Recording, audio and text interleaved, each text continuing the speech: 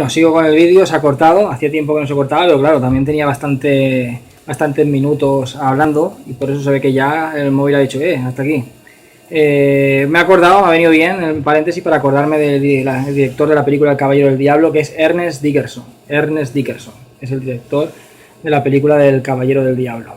Y bueno, estaba comentando la película de Señales, que como estaba diciendo es una película que nos cuenta una invasión alienígena dentro de otra perspectiva, no la perspectiva esta espectacular de esa super invasión alienígena tipo Independence Day, no, aquí nos encontramos no la visión global, la invasión de lo que es una nación entera siendo invadida por unos extraterrestres, sino la visión de una familia, de cómo lo vive una familia dentro de su propia casa, en este caso una familia de granjeros.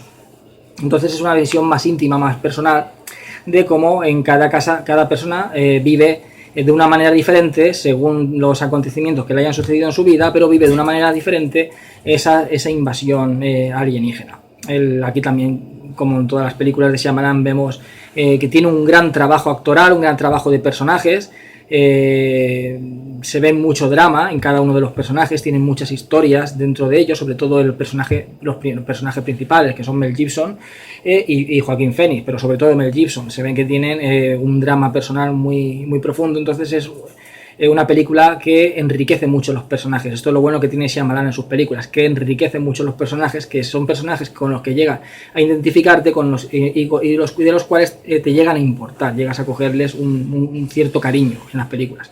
Una película, como digo, que está muy bien para mí, tiene mucho suspense, ese ritmo no lento, yo siempre diferencio el ritmo pausado del ritmo lento. La película para nada aburre, tiene un ritmo pausado que va poco a poco increciendo, como el típico cine de Shyamalan, que tiene una pauta narrativas que van de menos a más, o sea, es una película que va poco a poco aumentando la intensidad, con ese ritmo, como digo, pausado, y es para mí, junto con la del Sexto Sentido, las dos mejores películas de Shyamalan.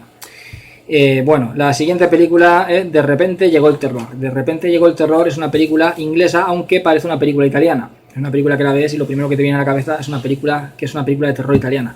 Es una película de los años 70, en la cual es una película que recuerda mucho al tipo de películas de Lucio Fulci.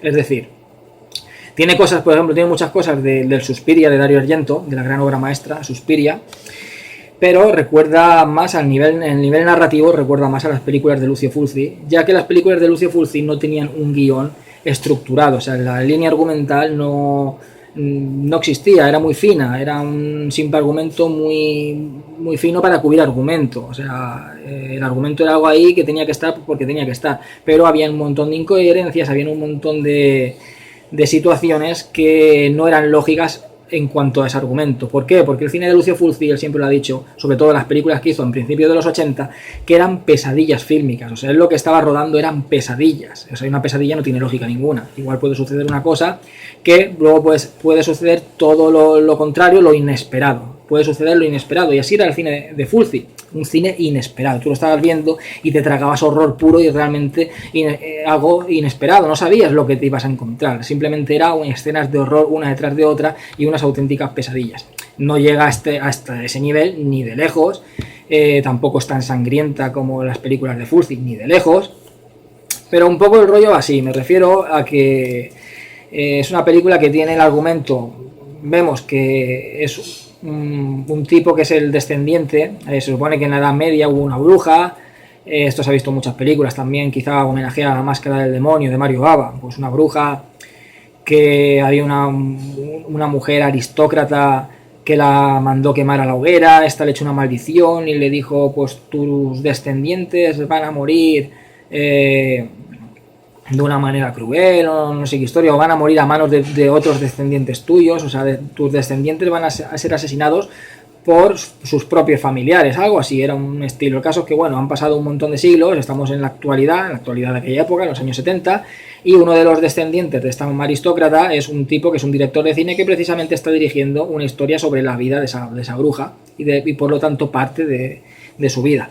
Se ha puesto en contacto hace poco con una prima suya, que no conocía de nada, y bueno, la prima está en una fiesta, hay un tipo que hace una especie de de hipnosis, aunque se supone que luego es falso, que no es auténtico y tal, pero al final como que sale bien esa hipnosis y la hipnotiza a la prima. Entonces es como que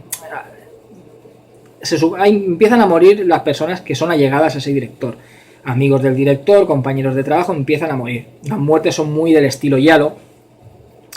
Y claro, no se sabe si hay un asesino por ahí que está matando o realmente al funcionar la hipnosis con esta chica, con la prima de ella, a lo mejor el espíritu de esa bruja la ha poseído y es ella la asesina. Esto no se sabe hasta el final, no se descubre hasta el final. Pero la película es muy lógica, o sea, no pasan cosas absolutamente absurdas, absolutamente ilógicas, escenas de terror por mostrar escenas de terror simplemente. Y no está mal, está bastante bien, la verdad es que la película es una película que la ves y está muy bien, está entretenida, tiene escenas de horror bastante bien trabajadas, bastante bien curradas, como digo, tiene un estilo muy de giallo italiano. Es una película que, como bien digo, parece más italiana que inglesa y como que coge cosas del Suspiria, sin llegar al nivel de este, está claro. Coge cosas de La Máscara del Demonio, sin llegar al nivel de este, está claro.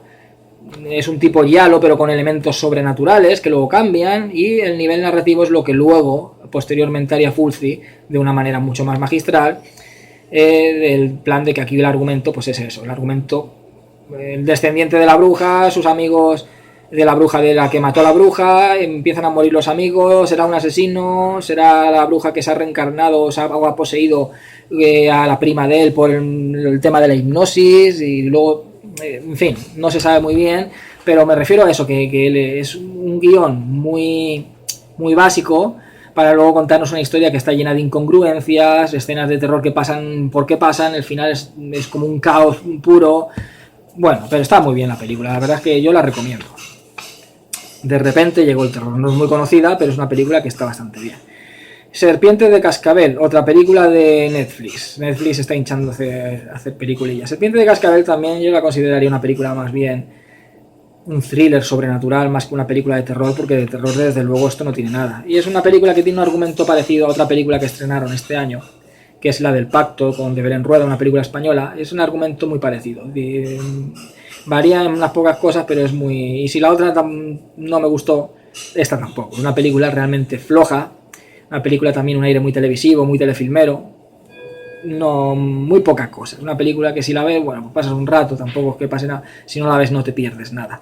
La película trata sobre una mujer que va con su hija por la carretera, así por el desierto.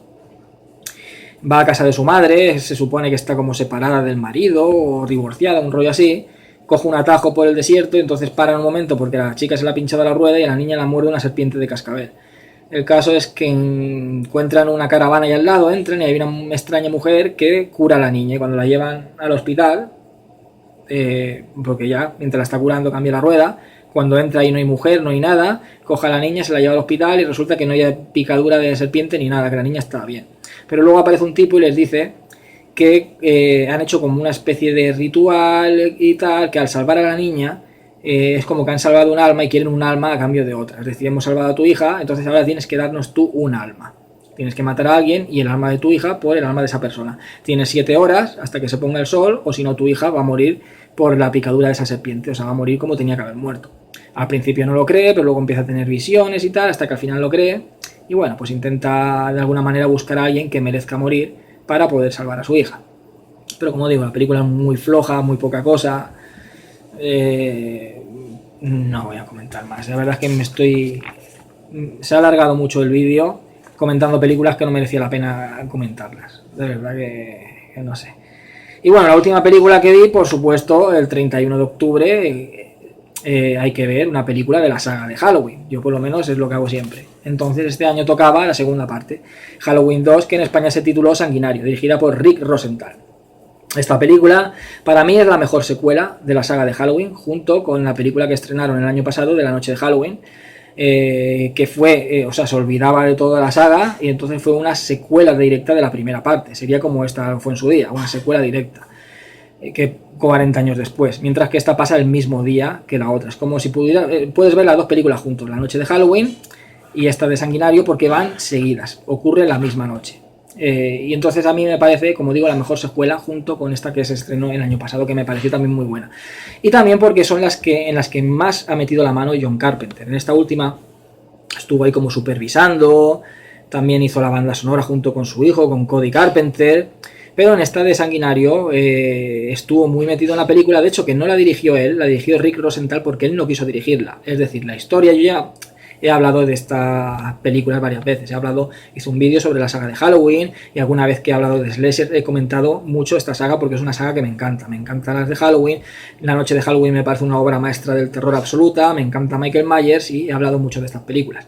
Pues como ya comenté, lo que tenía en mente John Carpenter y Debra Hill eran hacer una película de terror para cada Halloween, pero de una temática diferente. La primera era La Noche de Halloween con un asesino en serie enmascarado y ya terminaban con eso y al siguiente Halloween querían otra historia de terror ambientada en esa noche de Halloween. Es decir, cada año sería una historia de terror diferente pero ambientada siempre dentro de la noche de Halloween y en su título sería siempre Halloween tal, Halloween cual.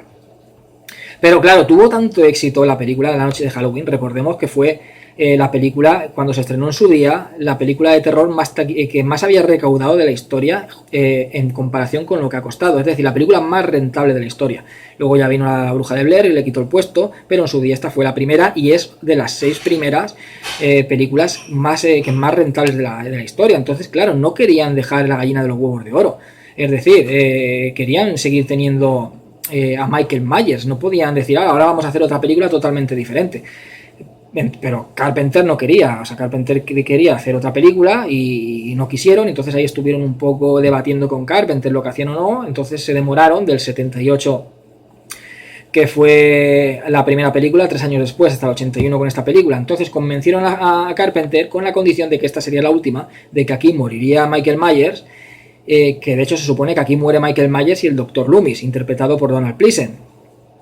Y luego ya, por supuesto, ya lo volvieron a resucitar, como digo, en las siguientes entregas, pero se supone que aquí morían y ya pues en la siguiente película sería ya una película totalmente diferente, que en realidad tampoco dirigió John Carpenter porque no tuvo tiempo o algo así, la dirigió un amigo suyo que ha hecho muchas secuelas, ha dedicado mucho a las secuelas del cine de terror, como la de Noche de Miedo 2, también ha dirigido la de Vampiros en la segunda parte, Vampiros los Muertos, que la primera es de John Carpenter, hizo la miniserie de It, que es el Tommy Lee Wallace, que era ayudante de cámara en las películas de John Carpenter y era muy amigo de él, y dirigió la tercera parte, que era Halloween 3, El Día de la Bruja, que es totalmente diferente a esta película, una película que para mí es una auténtica joya, porque es una auténtica joya, a mí me encanta Halloween 3, El Día de la Bruja, el estilo visual es muy a John Carpenter, toma mucho de John Carpenter también estuvo muy metido en el proyecto, pero no tuvo éxito por el hecho de que no salía Michael Myers y lo que quería la gente era ver a Michael Myers, se sintió estafada, no le hizo caso a la película, ni siquiera se percataron de que era una grandísima película,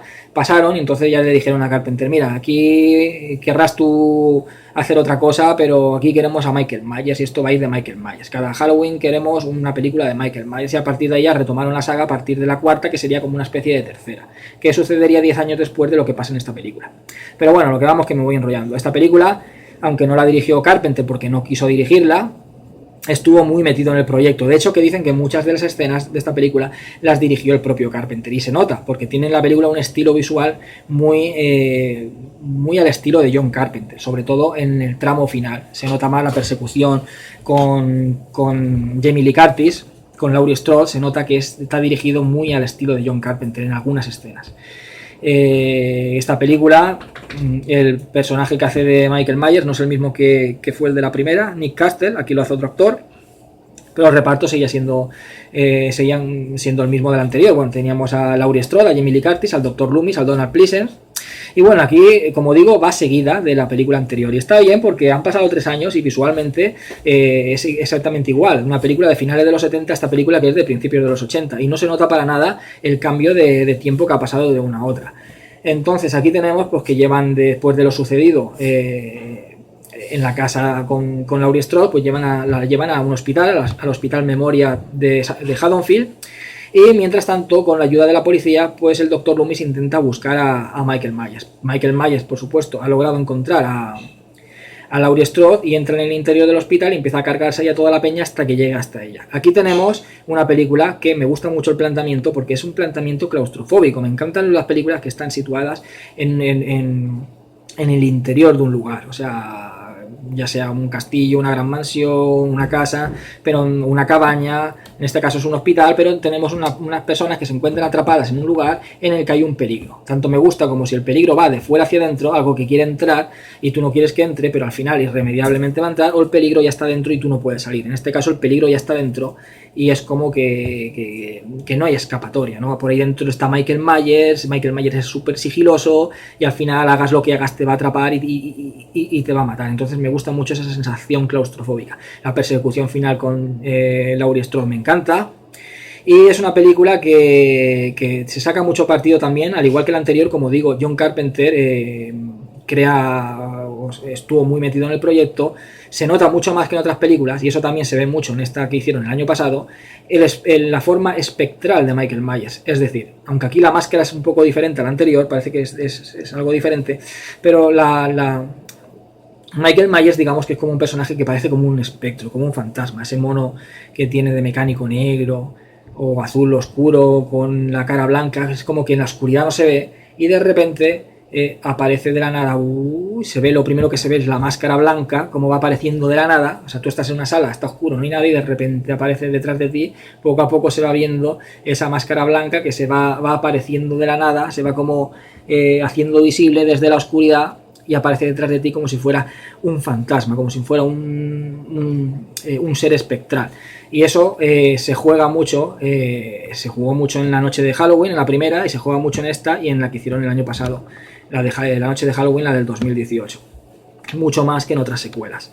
Entonces se nota ahí, como digo, la mano de John Carpenter en el proyecto. Luego también tenemos esta película, sí es cierto de que se olvida un poco de de lo subjetivo, ¿no?, de la primera película. La primera película no era muy sangrienta, de hecho no había prácticamente sangre, no había muchas muertes, era una película que tenía un terror muy de tensión, muy increciendo, que iba poco a poco esa tensión de ese acoso que lleva Michael Myers a Laurie Strode poco a poco incrementándose a lo largo de la película hasta el final, y era una película que jugaba más con esos aspectos, con un aspecto más que de matarife en Michael Myers, como una especie de acosador, como una especie de depredador vigilante que está esperando su oportunidad y no ataca hasta que no ve realmente que tiene la oportunidad de atacar bien, de hacerlo bien. Y esta película, sin embargo, vemos un Michael Myers más estilo Jason Voorhees. Ya habían empezado las películas de Viernes 13, ya estábamos en los 80, ya habían habido varios slashers, ya esto era más matanza. Aquí hay muchas más muertes,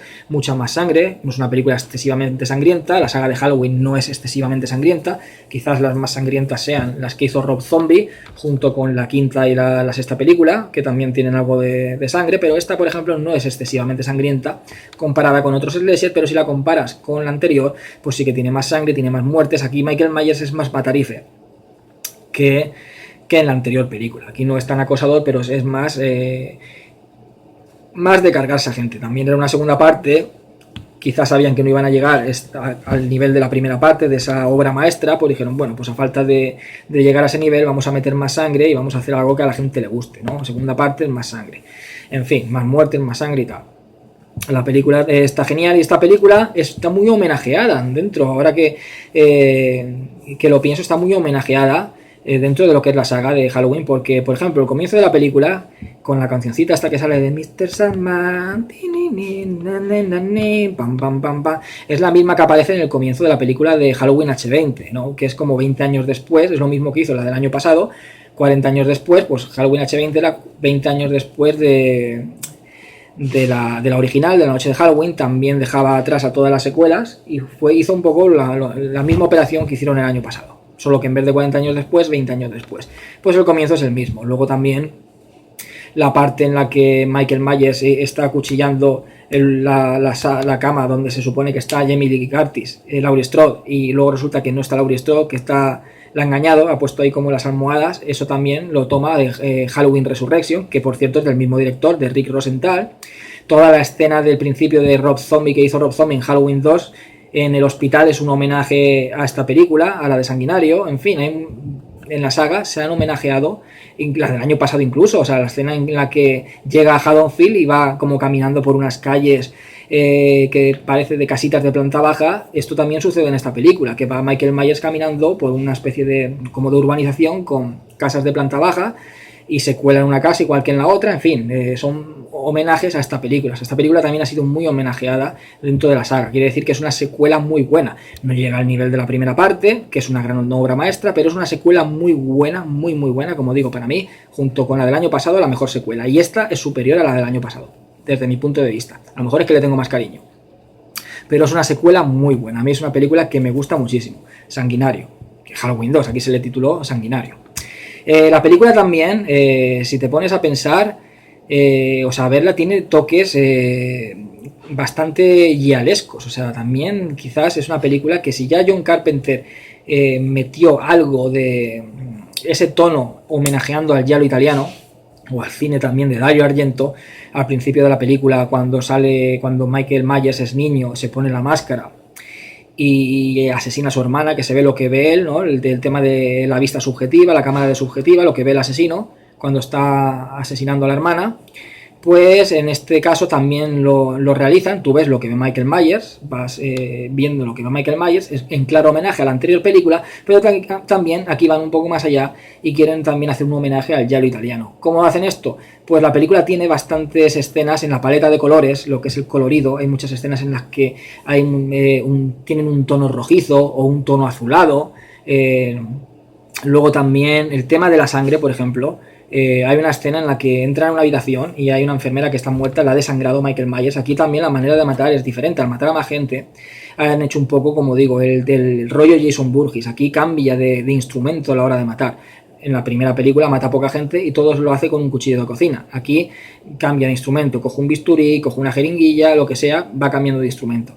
El caso es que la escena en la que ha desangrado a la enfermera esta, que está en como una camilla, y entra un chico y se resbala, porque está el suelo lleno de sangre y se resbala. Entonces vemos la escena desde arriba, como la enfermera está muerta y el suelo totalmente negro, cubierto de sangre, y la mancha de sangre, ese color rojizo que hay, hace un contraste con el negro que le da un poder visual muy fuerte a la escena. Es como una escena muy grotesca. La ves desde arriba, también la iluminación que entra desde la puerta, ves la escena como medio iluminada, a la vez que ves todo el cuarto súper oscuro, el suelo totalmente de color negro con la sangre súper roja, que crea un contraste realmente visual muy estilístico, muy al estilo de los giallos italianos. Luego también en los sueños que tiene Jamie Lee Curtis, porque aquí se descubre, y yo creo que no hago spoilers porque es una película de obligada visión, y si no la habéis visto, corred y verla, porque la saga de Halloween la verdad es que es muy recomendable, sobre todo la primera, que es una obra maestra, pero por lo menos esta secuela hay que verla, sí o sí. Pues los sueños de Jamie Lee Curtis, que al final resulta que es hermana, era el bebé que había en la casa. O sea, tenía Michael Myers una hermana mayor a la que mató, pero luego resulta que había un bebé que dentro de la casa. Ese bebé que no mató Michael Myers, ese bebé lo adoptaron y es Jamie Lee Curtis, es Laurie Strode. Por eso él, cuando se fugó del manicomio, fue a matar a su otra hermana, su hermana pequeña. Y aquí poco a poco ella, mediante sueños, va recordando realmente quién es. Y luego se les desvelado al Dr. Loomis por parte de una de las enfermeras y tal. En fin, el caso es que también en uno de los sueños pues van viendo como unas gotas de sangre caer en un suelo negro. Juegan mucho con el contraste del rojo sangre, una sangre de un color rojo muy fuerte, muy de película de giallo italiano, muy de película de Dario Argento, de rojo oscuro, de Suspiria, ese color de sangre tan fuerte, con ese suelo negro, ese contraste, como digo, le da un toque muy gialesco. O la muerte de uno de los doctores, más bien de una enfermera que entra y ve al doctor con una jeringuilla clavada. Entonces aparece Michael Myers por detrás, como digo, se va apareciendo la cara desde la oscuridad absoluta, aparece la cara blanca, se va apareciendo poco a poco, como si fuera un fantasma detrás de la chica, y entonces se va viendo como le está clavando una jeringuilla, a la vez que se ve un plano, el plano del doctor con la jeringuilla clavada en el ojo. Es una especie de plano que recuerda también un poco al cine de Brian De Palma, que a la vez recuerda al cine de Dario Argento. Pues esa manera de asesinar y ese plano con el tipo con la jeringuilla en el ojo es un plano también y un asesinato muy al estilo de los giallos italianos más que de los slashers. Por lo tanto, esto es una película que es un slasher, pero juega mucho con las bases de los giallos italianos. Y bueno, no me enrollo más, como digo, es una película que la recomiendo al 100%, es una secuela muy buena, no es una obra maestra como la primera parte, pero es una secuela muy buena, muy digna. Se nos va desvelando un poco lo que luego ya desvelarían del todo en la sexta parte, que yo, bueno, Yo soy más partidario de que dejen el misterio de por qué Michael Myers es como es, de por qué asesina y por qué es como esa especie de autómata. Aquí tenemos un Michael Myers como más poderoso, ya es un ser que ves que es sobrehumano, le disparan y no le pasa nada. Aquí es un autómata que va, parece un robot, al que se carga, al que pilla se lo carga. Y se va desvelando, te dan unas pistas en las que se va desvelando un poco el por qué quizás Michael Myers es así o tiene esa especie de fuerza sobrenatural. No se desvela del todo, eso ya sería en la sexta parte, pero te dan como una especie de pistas que están relacionadas precisamente con la noche de Halloween, que es en la que siempre ataca Michael Myers. Que antiguamente la festividad de Halloween viene de Irlanda, de los antiguos druidas, de la tribu de los druidas, y se le llamaba Samhain. Que Samhain significaba, ¿cómo era? Lo tengo por aquí. Señor de la Muerte. Esta fiesta era la fiesta del Señor de la Muerte, en la que se hacían sacrificios humanos, entonces era hace siglos y se realizaba de otra manera. Luego todo esto fue edulcorándose cuando los irlandeses la llevaron a Estados Unidos y ya se convirtió en el Halloween que tenemos actual. Y así termina el Halloween de este 2019. Espero que os haya gustado este especial de Halloween con las películas que he visto, como digo, algunas mejores, otras peores, otras mierdas, otros peliculones. En fin, estas son las películas que he visto. Hoy está un poco espeso, la verdad es que he dormido, tuve una noche mala, no he dormido mucho y se me iba la memoria. Tengo mucha memoria, por ejemplo, cuando son películas de estas que cuando una película me encanta ahí ya, pero si hay algún director o una película que se me escapa un poquillo o no es a lo mejor una película que yo considere indispensable, pues igual a veces se me puede ir un poco la bola y no acordarme de una cosa o de otra. Pero en fin, espero que al final haya salido el vídeo todo lo mejor posible que haya podido salir. Espero que os haya gustado. La semana que viene comentaré otro vídeo. Que seáis todos muy felices y hasta siempre.